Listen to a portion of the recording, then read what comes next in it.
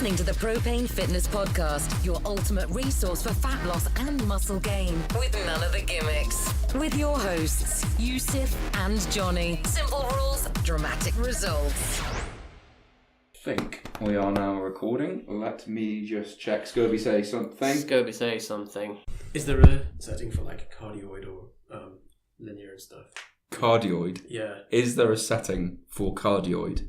On this mic. You know it's recording. Push Bullet. Push Bullet? Push Bullet is a app. What's Push Bullet? It syncs your phone and your thing, so you can, if you get a notification on one, it pushes it to the other. What's your thing? Your phone and your whatever your thing is. So like, if you get a notification on your dick, you can forward it to your phone. This isn't going in the podcast. Fantastic. This is not. It is. So if you get a This is notification... always the problem when you say anything and you've got to look around for any devices that have the little green light on that are recording. Because if you get caught off guard, that's it. Immortalised on the internet. You're on the internet. Evergreen. Oh dear. So Yusuf's going to read one question that we've had verbatim, which is... We've been putting off answering it because this is what it is. Useless 9 to 6 hour travel early hour trainer. How, when, and what do you eat, plan, and do? Ha. So, 9 to 6 hour travel early hour trainer. 2 hours. The word hour appears twice. Yep. So this person travels early. Do they travel between 9 and 6? Useless 9 to 6 hour travel early hour trainer. So the travel's useless. which must be horrible, because normally travel is really useful. I think I'm just being slow and not understanding this question. Can I look at it? Yeah. Because you are very slow. Right. Clear as day now. You're looking at it. Like, probably what they mean. Do we know who the person is who wrote it? No. So, should have taken down that information so we could send you a message. berate them on the podcast. What they mean, I think, is I work long hours and I travel. What do I do? Which is like saying, I want to do fitness, what do I do? Useless travel as well. So they're a trainer who does early hour travel. Like, I want to do fitness. I'm a person and I have a job and I go to bed at night and I wake up at a certain time. You rather have all farts be silent but extremely deadly, or harmless but extremely loud? I think it's because it's just important to get these questions asked. Both these are are 12 of the toughest questions you will ever be asked. I think extremely loud, because extremely deadly is... Lingering social awkwardness, whereas extremely loud is there's an incident, it's done, you can deal with it, you can apologise, whereas you have to keep apologising. Would you rather drink orange juice expecting it to be milk, or drink milk expecting it to be orange juice? Both of those are fine. Probably... Both are fine. So you put orange juice in your tea? Well, you'd be drinking it directly. Do you put milk in your tea? So if you think it's milk and it's orange juice, Yeah. you're going to think it's gone really bad. Instantly, which is going to be It's quite shocking. such a strong flavour. You'd spit it out, so you'd make more of a mess. Oh, no. Would you rather sweat mayonnaise or sweat ketchup? No. Is that what it says? Mm. Oh, yeah.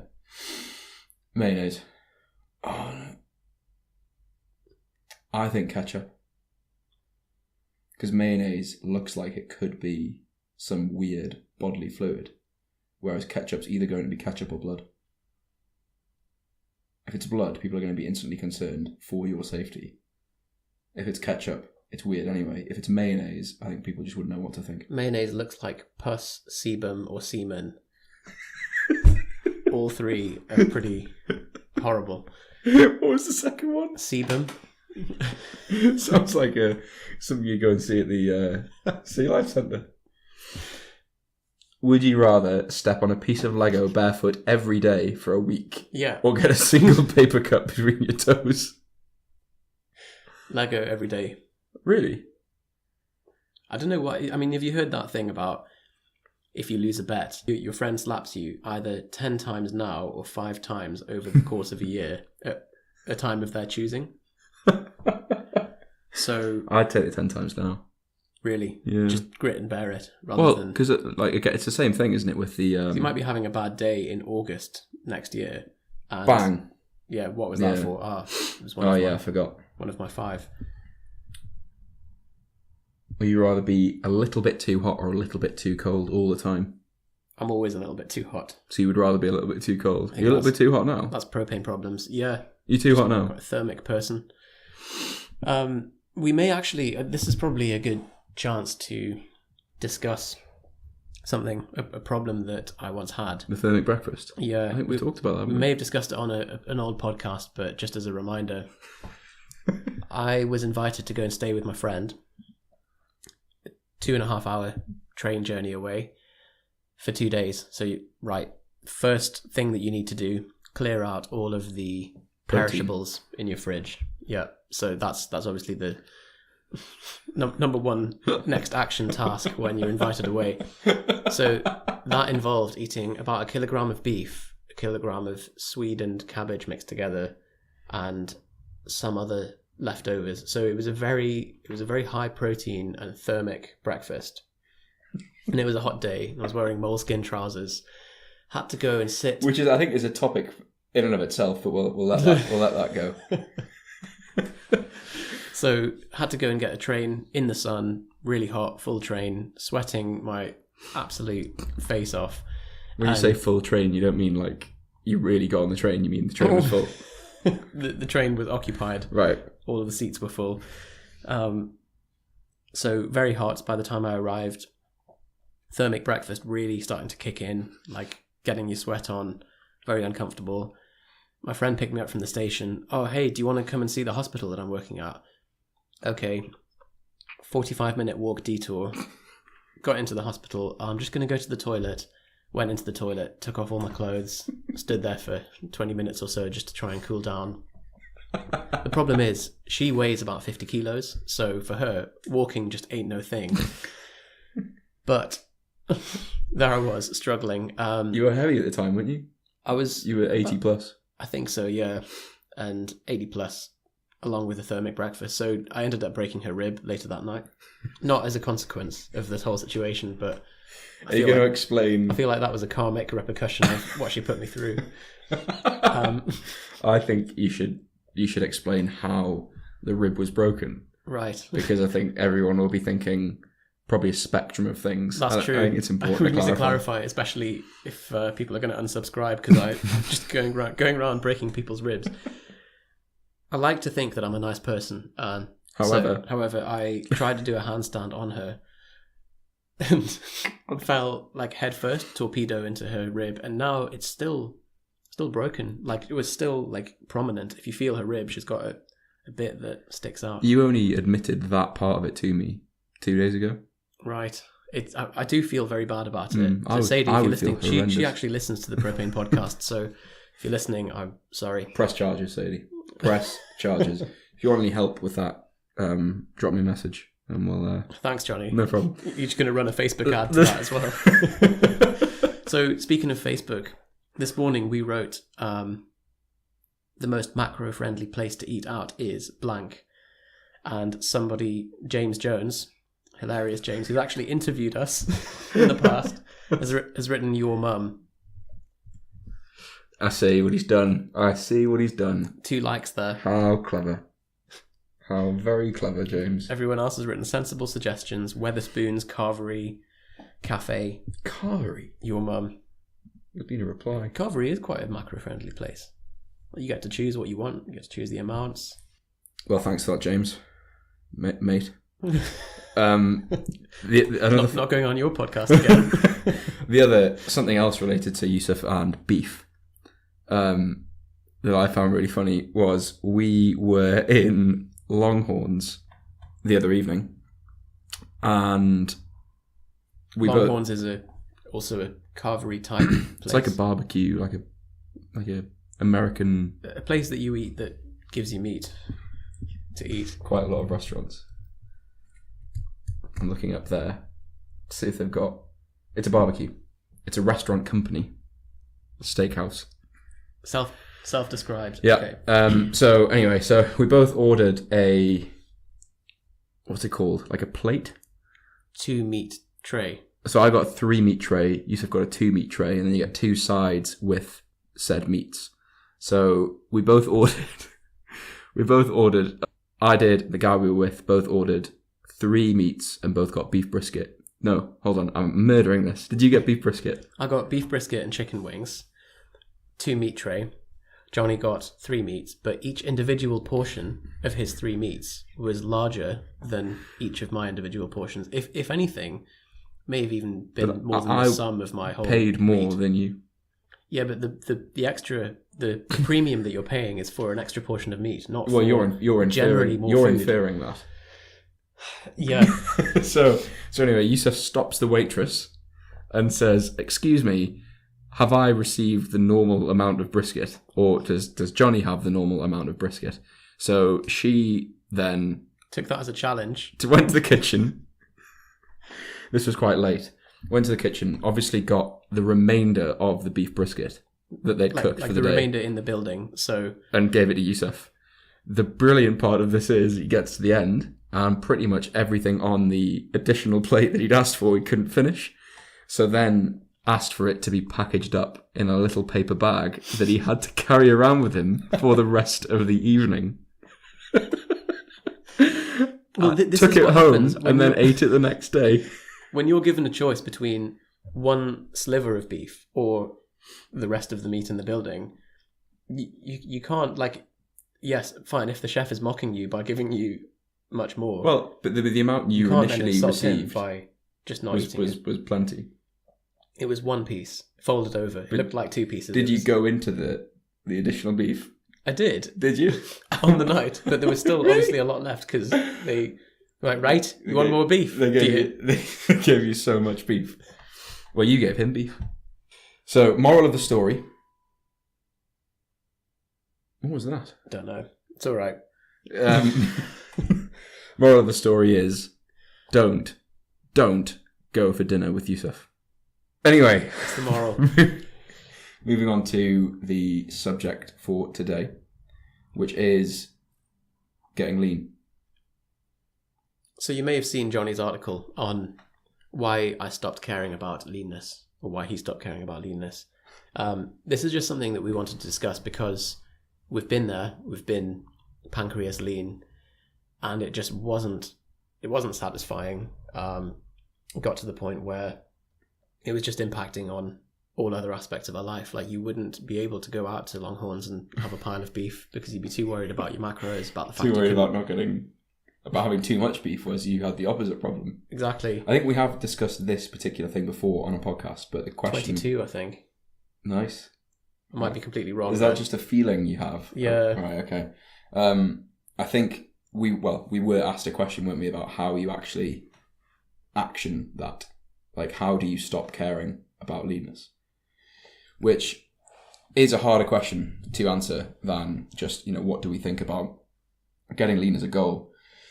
It's obviously down quite significantly to personal preference and, what you personally value, what you're personally looking for. But I suppose just sharing our journey and realizations along the way might help with that process. It's one thing for someone to tell you there's no light at the end of the tunnel and it is grim and everything, but ultimately, if you want to be lean and you want to look good and you want abs, that might not put you off necessarily until you actually go and discover that for yourself. And sometimes the only answer is to go there, get shredded, get to 7% body fat, see how you're feeling, and then find somewhere in between. I don't think we need to look at it as a binary thing of you have to be either fat or lean. You can go somewhere along the spectrum and say, at which point do I feel the most happy, the most is my sleep quality food obsession, training quality, and how I look best optimized. What's the point that you're best at? And that may be, for some people, if you're lucky, you might end up settling at 8% and you're fine. But like you. But if you're not so lucky, then that might be 12% or so. But actually, that 4% body fat difference to the layman, no one's going to be able to tell really. Yeah, it is just you that assigns that that notices. number. I think there's a range of body fat percentages that the people who notice are going to be like you and whoever you share a bed with, I suppose. And the argument that I think I tried to convey in the article is those people shouldn't care that much about that percentage of body fat, yourself included. If they do, you should probably stop sharing a bed with them. Yeah. If they're like, oh, I think you've gained 1% today, then it's not a bit watery. It's not a relationship that's based on. It's a relationship that's based on body fat percentage, which maybe isn't the most sustainable thing. But also, as Yusuf says, some people look better when they're not as lean as they can be. Typically, if you're natural, which we're assuming you are, then you are going to lose some fullness. You aren't going to look as big. Some people tend to look, especially if you're tall, you tend to look quite wiry and quite stringy when you're less than 10% body fat. I don't think we really tend to discuss body fats in percentages, but it's just a convenient way, isn't it? When you're full abs lean, you've got separation everywhere, you probably look quite small. If you've ever been depleted from either, if you've done a lot of heavy activity over a week, or if you've done, for example, Johnny's just laughing because I've written the word mass on a bit of paper. He opened his. This isn't a whole other thing. He opened his word processor that's called Bean instead of Word. So he uses Bean for all his word processing. He's opened a document up and just written mass in the top left corner. So it must mean something that I imagine we'll hear later. It was just, I didn't know how long Johnny was going to go on for, so I thought, before I get sidetracked, I'll just remember the word mass to discuss later, which we will. We'll get on to, don't worry. So, yeah, so if you've ever done something that involves you being depleted, so a week of very heavy activity or 10 days of zero carb, you'll have noticed the big difference in your resting fullness, how flat you're looking, and generally how small you look. And that can carry over to how you look in a t-shirt as well. So there are a lot of non-mass related things, factors that can impact how you actually... That's it. Oh my God, he said it. He said it. Impact how you look. And so when you're in a chronically dieted state, you're going to look much more on the flat end of the spectrum. So yeah, you might be slightly leaner, your skin fold might be a bit thinner, but if that's at the cost of resting fullness looking worse as well, then the only time you're going to look good at that level of condition is if you've specifically carved up and tanned up for an occasion, like if you're competing in physique or bodybuilding. And that's also combined with good lighting and the rest of it. We've prepped many physique athletes, and they often in person look their worst if they're walking around in clothes 2-3 weeks out from competition, but on stage they look their best because all of the factors are aligned for that specific purpose. If you want to look your best just walking around day to day, then there's really limited benefit to being shredded. Yeah, I agree. I suppose that we're just kind of going off on tangents here, aren't we? But the idea of pursuing leanness as a goal, I think, it just needs a bit more consideration in the how lean you actually want to get and why. But in terms of how did we specifically overcome our issues with leanness? What did we do? Ironically, we both got lean. Yeah, and sometimes you've got to go there and prove it to yourself. Like, as we said, no matter how much someone can tell you, like we have got over our leanness demons, and it was a bit of a painful process to get there, but now that demon hasn't just been knocked out, it's been fully exercised. Fully exercised, yeah. And I suppose it's a similar thing where people often say, oh, I want more money. And so they work their arse off to get more money. And then they realise, actually, life is the same. You're just the same person, but with more money. Yeah. So, or more sex, more whatever it is that you assign your happiness onto, you peg it onto that. And then you get to that point and all the parameters of life are the same, and you still got that desire in you that's just shifted onto something else. So often you just need a repeated case of, there's a few spiritual teachers that say that this idea of going to a monastery and withdrawing from everything is one way to do it, to remove any kind of temptation. But the other way is to actually go out in life and become a winner. And that, by becoming a winner, that's the idea of go and achieve what you think you want, so that you realize that it's vacuous when you do actually achieve it. Interesting. Which is a bit of a depressing way to go about it. But so everyone should go out and have loads of sex, make loads of money, and get shredded, and then be like, you know what? Everyone go and become Dan Bilzerian for a few weeks. Get guns and hoes and money and beard and shredded. I think the problem with that as an idea, while I definitely see like where it's coming from, is firstly it assumes that everything is readily available. Secondly, it assumes that in pursuing those things, you don't damage your current reality, which I think you probably would. Yeah, absolutely. But nice idea nonetheless. Thanks for sharing that, Yusuf. So the solution is just enjoying the process itself. Oh, wow. And then if you gain value from the process, it doesn't matter where along that stage you are. Like the idea that, if you were to die tomorrow, like I'm just having a chair mishap. If you were to die tomorrow, then being lean in 12 weeks wouldn't matter. But what would have mattered is the process leading up until the point that you die. I realise that's a bit morbid, but you spend more time getting lean than you do being lean. Yeah. And I think no, mind blank.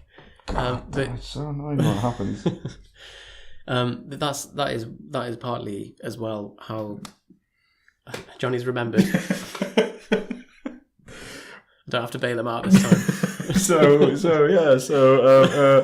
No, what I was going to say was, I think the problem comes from, so giving the advice of to get over being lean can often be interpreted as people go down this path of like sort of semi-cutting for ages, for like years. They'll spend like a bit time in a calorie deficit. They don't really have a defined endpoint. So common, actually. I think that's probably that's the default. Yeah, like a pseudo dieting, isn't it? And they never really achieve what they want to achieve because they don't really know what they want to achieve because it's not really defined. And they'll get a bit leaner and then something will happen that'll derail them, or they'll get a bit leaner and feel a bit stringy and weak, so they'll bulk for a bit. And then I think that kind of process is what we want to avoid. And when we say get over your leanness issues by getting lean, what we actually mean is you want to remove this period of time, assuming you're in that period of time of sort of non-defined action. So by getting lean, we mean pick a body weight specific target or a body fat percentage if you want to use that measure, and just pursue that until you reach it. Marshal all of your resources to that one goal. Martin Burkhan talks about leanness being a time saver, and it avoids precisely that. So you just stop thinking about it. You stop thinking about it, and you stop this kind of time in leanness purgatory where you're trying to pursue leanness, but you're too worried about becoming flat and stringy. And unfortunately, if you're a drug-free athlete like us, then that's it's just going to happen. Yeah, you're just going to end up looking flat. So I think the amount of time. So prior to going through that initial, it was actually we decided to test if it fits your macros to the extreme, didn't we? Like one of our many experiments that we do. So we were like, right, we are going to see how lean we can get doing this to its endpoint. So I think it must have been, I don't know how many weeks it was, but we both got to the leanest we've ever been using the flexible dieting, but it wasn't flexible. It was just rubbish, like Pringles and Haribo for you, I think, wasn't it? Pringles, Haribo and Whey. This is another important point of why a coach is needed, because especially if you idiots like us and just experiment so that to avoid you guys having to go through the same kind of pain, you end up running the risk of, first of all, making some pretty silly decisions, justifying to yourself why at the end of your diet you can somehow eat way more calories than you should be, And also, the leaner you get, the tighter the finer the tightrope becomes of falling into eating disorder territory. And it doesn't matter how psychologically robust you think you are.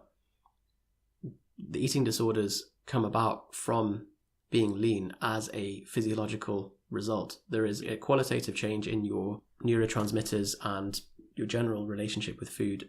You might think like, oh, I won't fall subject to that, but you will. Yeah, it's a predictable output of the chronic underfeeding. So if you have a coach and you just outsource everything to them, they'll be able to know when to pull the plug and to keep you on the right track. Yeah. And that is very easily, right now you can probably think like, oh, well, that's all right, I'll be okay. But you'd be in a very different headspace at the end of a long diet. So we talk about this leanness idea a lot, but actually when someone comes to work with us who doesn't have, a concrete plan in place already, the funnel that we put them through almost without fail is an initial fat loss phase. So unless they've prepped for a bodybuilding show, or they are 100% content with their leanness, or their goal is specifically performance related, the average person who's looking to get look a bit better, we put them through a process whereby we say, okay, 12 weeks, 16 weeks, 24 weeks, we're going to be pursuing fat loss exclusively. And we get them to the point where leanness becomes a non-issue for them. In other words, they don't look in the mirror and think, I wish I was a bit leaner, because someone can tell you that leanness won't bring you happiness, as we've touched on. But unless you actually get leaner and realize that actually it's a bit of an empty goal, you'll always have that nagging at you. So we take people in a very defined, very structured, strategic way to a body weight goal. And then we put them through, what is kind of the buzz phrase is reverse diet, and then into a long period of moderate calorie surplus while holding that leanness. And that is where both of us are currently sat after, we must have got lean in 2013. Yep. So long time we've been in a calorie surplus for, I think, coming up to three and a bit years. Still retained a lot of our condition just because the process afterwards, which is the more important thing, ironically, than the diet itself, is what dictates your long-term level of leanness. This idea of hovering between, if someone's, say, 12% body fat and they're constantly hopping between goals, often the root cause of that is they want to look better. So the best way to look better, get a bit leaner, and then spend the rest of your time focusing on muscle gain, because mass is going to be the thing which is actually what makes you look good. Particularly if you're walking around at 70 kilos at 12% body fat. Even if you get shredded, you'll end up at 65 kilos. You're going to look like you don't lift in a t-shirt and probably look a bit ill. It was something I was saying on one of our client calls this week, was that a big role that we play with a lot of clients that we've been working with for a while is convincing them and almost conning them to stay in a calorie surplus for as long as possible, and sort of fighting off because the leanness demon does come back occasionally. I have it. I don't hold the same level of condition naturally as Yusuf does. So Yusuf is naturally sits at a leaner set point than me, and I get the niggling thoughts occasionally, and having that at that point, referring to my coach and talking about it with him is a way of defeating that. But you could, when you diet, it's like you're halting progress. When you go into a calorie deficit, you're saying, okay, I want to stop progressing now. I'm going to do an unveiling. I'm going to reveal what's underneath. And the more time you spend doing that, the opportunity cost of that is you could be progressing. Like, you could be getting stronger, gaining mass, making strategic aesthetic improvements. And that's where you want to be spending the significant majority of your time.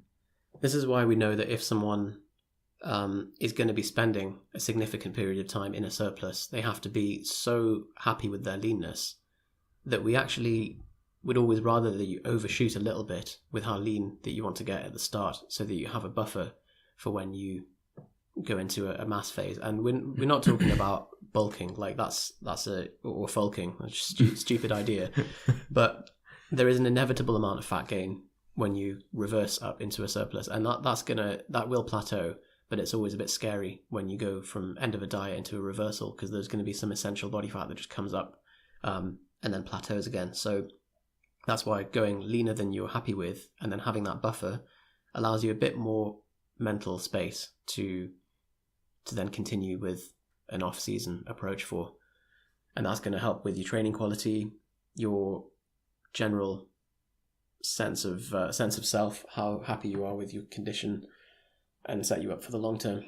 Something else something that I personally have, again, it applies less to Yusuf just because of where he sits in his weight class, but something that I give a lot of my clients is basically when you're in these long periods of lean gaining or long periods of calorie surplus, having some very rigid if this then that style rules in place surrounding your body weight so that neither of us can argue about it. So for me, ironically, later this year, I'm going to be going back into a deficit. It feels like I'm like going into Mordor or something when I talk about it. Going back into a deficit for a non-fixed period of time because my body weight is now regularly sat above 93 kilos. So I'm between 94 and 95 kilos while my calories have stayed the same.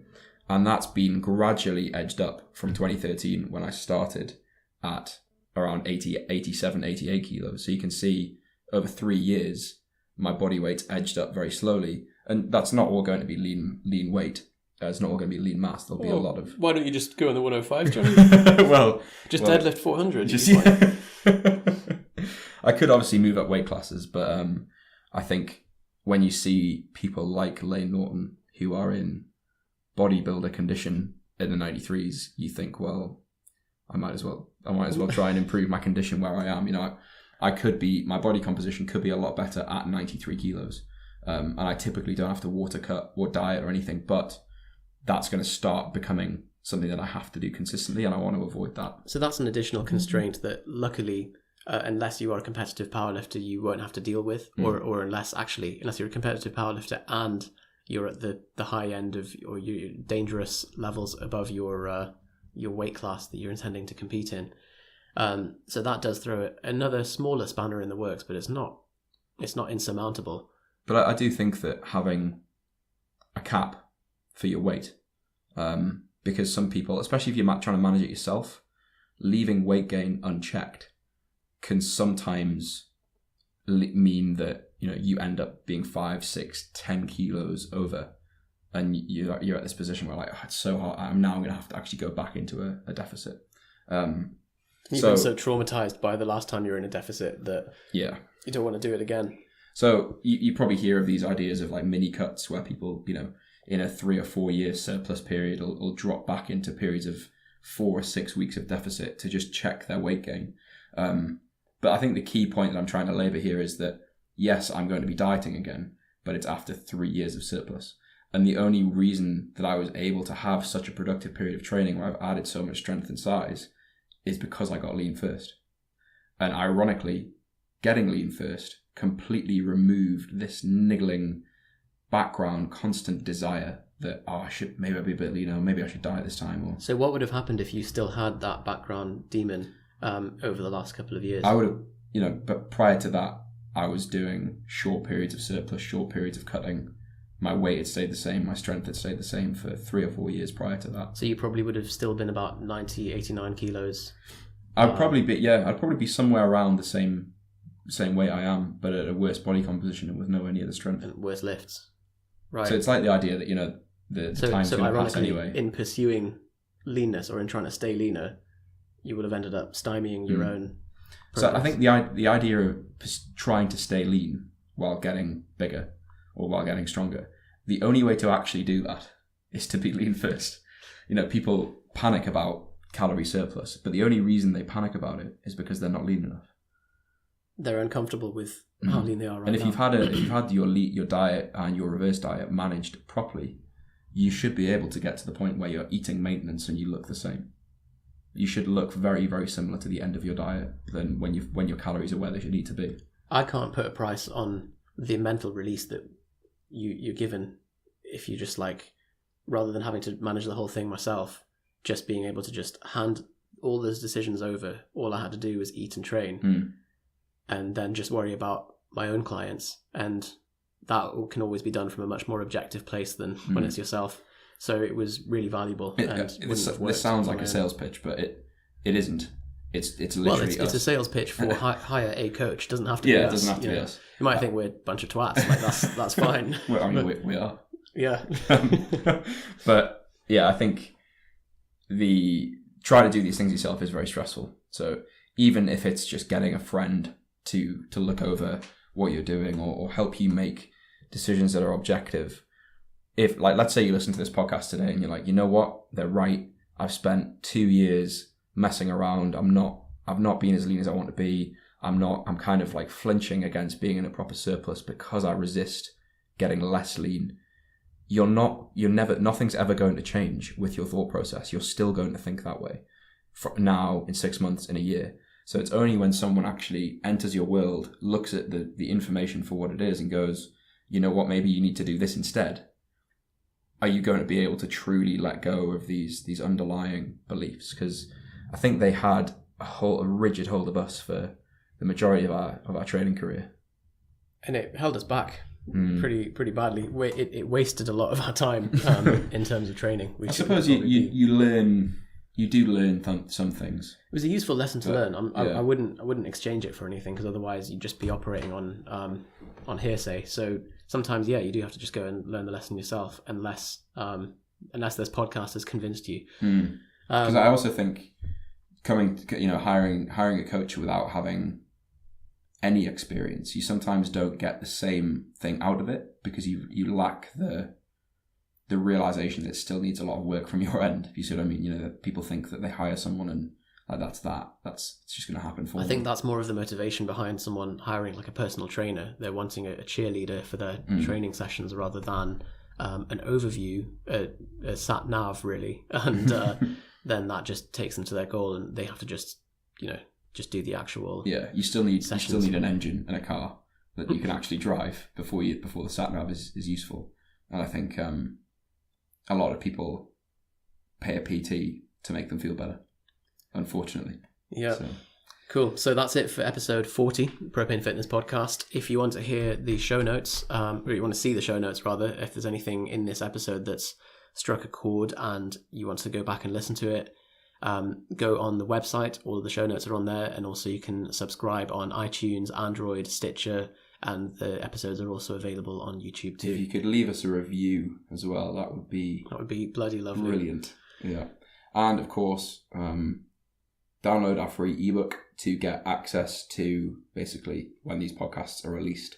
So we'll send you them to your inbox personally. That Yusuf manages every email personally by hand. So it takes hours. Like I write them out as well with a quill. Carry a pigeon. Okay. Well, that's it, isn't it? That is it.